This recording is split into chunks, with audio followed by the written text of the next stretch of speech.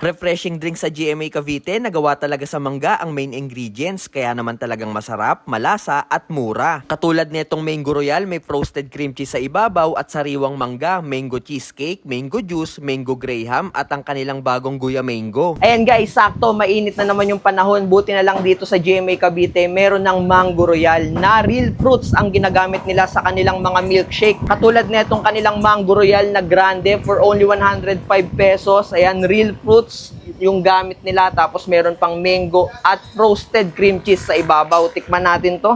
Yan o, ang laki, napakasulit. Tapos meron ding crushed Oreo sa ibabaw.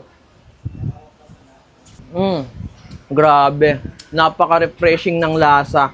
Kung mahilig kayo sa mangga, ito na yung puntahan nyo. Bago sa kanilang menu na kung tawagin ay guya mango, pinagsamang guyabano at mangga.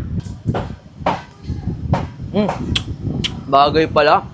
Asim at tamis na pinagsama. Ang sarap. Pero syempre, kung hindi naman kayo mahilig sa mga milkshake, meron din sila ditong mango juice. Ito yung kanilang mango juice. Wow. Luin natin. Pwede nyong haluin. Tapos mayroon niyang buo-buong mangga.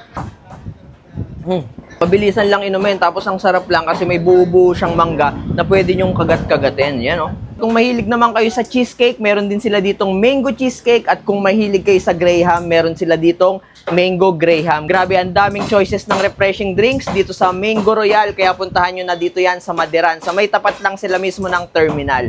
Yan, napaka-affordable at real fruits yung ginagamit nila dito. At open sila daily 9 AM to 9:30 PM.